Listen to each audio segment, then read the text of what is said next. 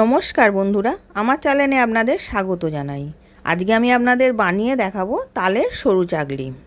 তার জন্য আমি আতপ চালকে 2 ঘন্টা ভিজিয়ে রেখে দিয়েছিলাম। এবার আমি জলটাকে ঝরিয়ে নিয়েছি, নিয়ে এবার মিক্সি জারের মধ্যে দিয়ে পেস্ট করে নেব।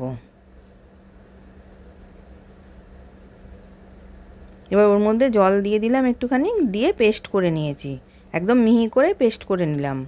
এবার পেস্ট হয়ে গেছে, আমি একটা বাটিতে ঢেলে নিলাম। এবার স্বাদ অনুযায়ী নুন দিলাম।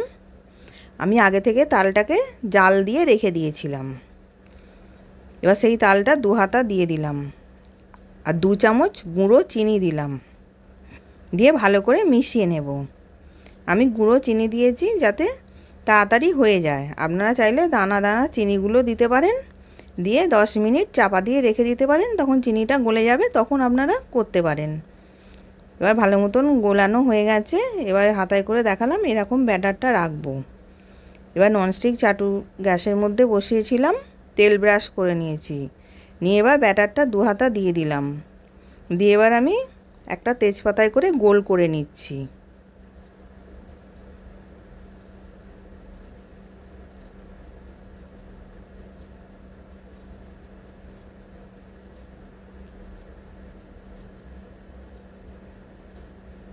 এবার হয়ে গেছে এক পিঠটা, আর এক পিঠটা আমি উল্টে দিলাম, দিয়ে এবার দুদিকটাই হয়ে গেছে। এবার আমি নাবিয়ে নেব। এবার এরম করে আমি সবগুলোকে করে নিচ্ছি। এবার সবগুলো করা হয়ে গেছে, এবার আমি সার্ভ করার জন্য রেডি। আশা করছি ভিডিওটা ভালো লেগেছে। আমি হাজির হব আর এক নতুন রেসিপির সাথে।